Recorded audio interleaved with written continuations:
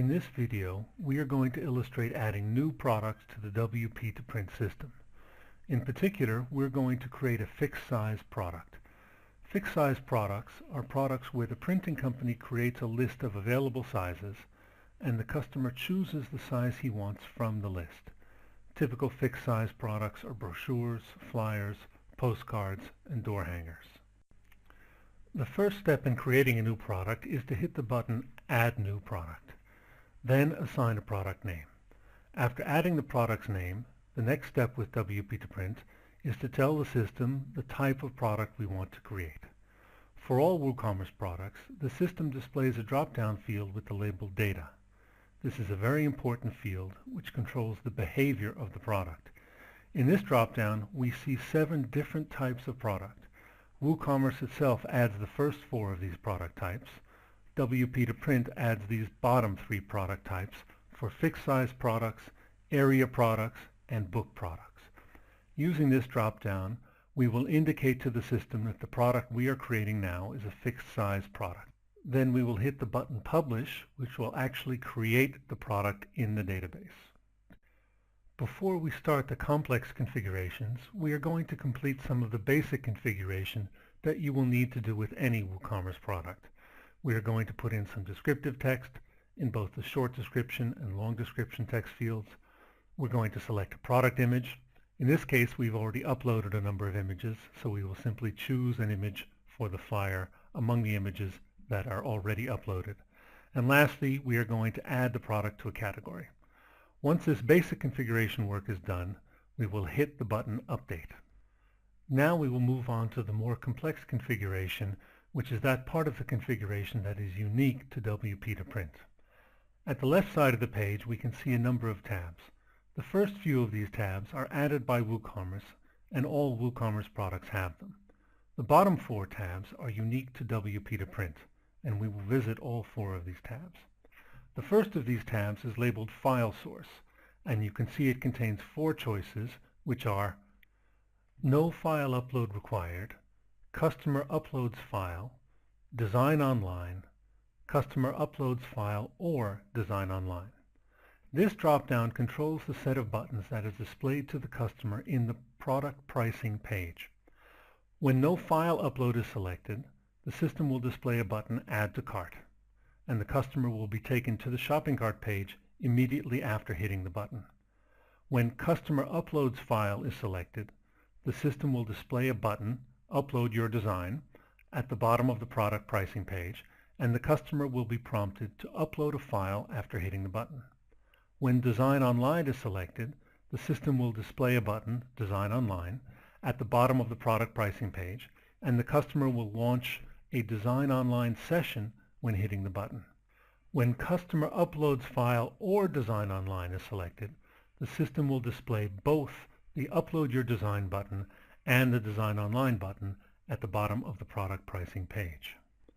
For this flyer we're configuring now, we will select Customer Uploads File, which indicates that we expect the customer to upload a file from his computer. The next tab, labeled Printing Attributes, allows us to select the set of printing attributes that will be shown to the customer in the product pricing page. For fixed size products, there are 4 printing attributes, which are size, the number of ink colors, the different paper types, and the set of quantities the customer will be offered.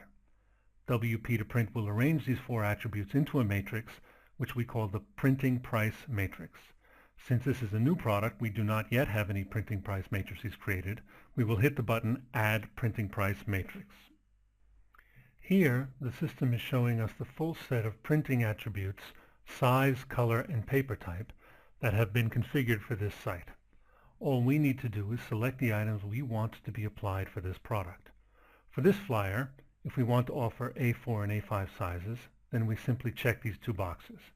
Since we want to offer only one option for the choice of ink colors, we check only the box for 4/0. Since we want to offer 2 options for paper type, we check the boxes for 2 types of paper, 100 gram matte and 120 gram matte. Now we are going to scroll down to the bottom of the page where we see a field labeled Quantities. The quantities that we configure here are going to be used in the system in 2 different places. First, the quantities we configure here are going to become the columns of the printing price matrix, where we will enter our prices. Second, in the case where the quantity display style is set to be a drop-down, the set of quantities we configure here will be displayed in this field, shown to the customer in the product pricing page. In this case, we're going to enter 5 different quantities.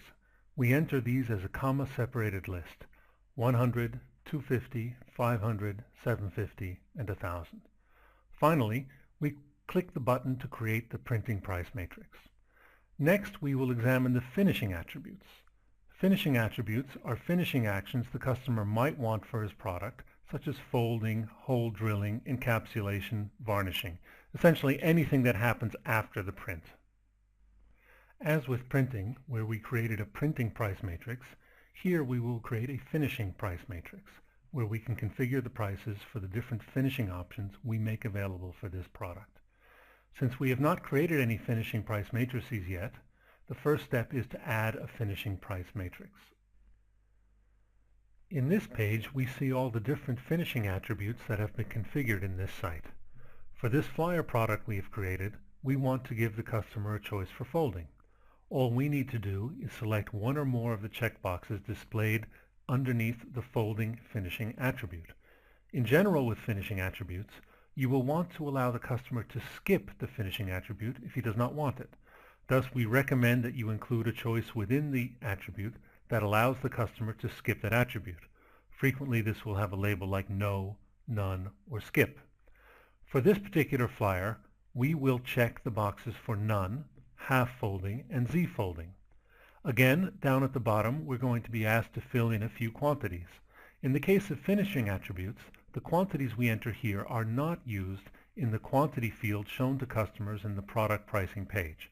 For finishing attributes, the quantity we enter are going to be used only as the columns in the finishing price matrix. For this flyer, we will enter the values 100 and 1000. Now that we have created the 2 price matrices, the next step is to fill the price matrices with prices. We will now navigate to the Prices tab, where we will see one link for the printing price matrix and a second link for the finishing price matrix. We will start with the printing matrix. In the left 3 columns of this printing price matrix, you can see every combination of size, color, and paper type. For this flyer product, we configured 2 sizes, 1 color, and 2 different paper types.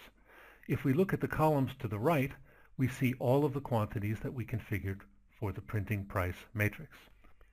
Now, all we need to do is enter in a price for each of the boxes in the printing price matrix. Once this is done, we will hit the Update button. Now we will do the same for the finishing price matrix. At left, we can see the different combinations of size and the various finishing options enabled for this product. At right, we see the columns are the quantities that we selected when we set up the finishing price matrix. Here, we enter the incremental price that will be added to the total for the product if the customer selects any finishing option. Once this is done, we will again hit the Update button. Now we have completed most of the configuration for this product. Now, as a check on the work we've done up to this point, we will move to the end user site. After we refresh the home page, we can now see the new flyer product that we just created. Here you can see all the different drop-downs that we configured. The first field we see is the quantity. In this case, the quantity field is configured as a drop-down. Below quantity, we can see the drop-downs containing all the choices we set in the printing and finishing price matrices. Returning to the administrative pages, there are only a few more steps to complete in the configuration of this product. In particular, we need to configure the SKU and the shipping weights. With most products, you're going to want to have a different SKU for the different sizes of a product, such as A4 and A5. With wp2print, we have adapted the system so that you get to type in a different SKU for each of the different sizes you offer. Here, we will enter the SKU for the A4 and A5 flyers. Now we will move on to the shipping weights. In the printing business, the weight of a product can be substantially different depending upon the different size and paper type selected. With wp2print, you will see a field where you can configure the weight for each combination of size and paper type. At the bottom, we see a field labeled base quantity. In the printing world, you may not know the weight of only one piece of a product. You are much more likely to be able to configure weights based on the weight of 100 or 1,000 printed pages. In the field base quantity, you should configure the quantity you are using for basing your weight estimates. In this case, we have entered a base quantity of 1,000. Here we configure the weight of 1,000 A4 flyers printed on 100 gram paper. Next, we configure the weight of 1,000 A5 flyers on the same 100 gram paper. Then we configure the weight for 1,000 flyers for both A4 and A5 sizes printed on the 120 gram paper. After we configure the weights, we hit the button Update. The configuration for this fixed size product is now truly complete. Finally, we want to illustrate the effect of the variable quantity display style. When we originally created this product, we set the quantity display style to be a drop-down. Now we are going to set the quantity display style to the other option, which is text, so that we can see the effect. First, we navigate back to the printing attribute page where we configured the attributes of the printing price matrix. Now we set the quantity display style to be text instead of drop-down. Again, we return to the end user site. After we refresh this page, you can see here the quantity field now is a text field. The default value we see in the quantity field is 100, since this was the first value in the set of quantities that we entered. In the case where the quantity display style is set to text, the first value in the list of quantities takes on a new meaning. Not only is it the default value for this field, but it also becomes the minimum allowed value. If the customer tries to order a quantity below that value, the system will pop open a warning message saying that the minimum quantity is the first value configured, in this case 100. In this case, the maximum quantity that we defined in the price matrix was 1,000. Of course, the customer can order 1,000, but the system actually allows the customer to go above that number. Customers can order, for instance, 1,100 as well. In this case, the system will use extrapolation from the last 2 points in the printing price matrix to calculate the price.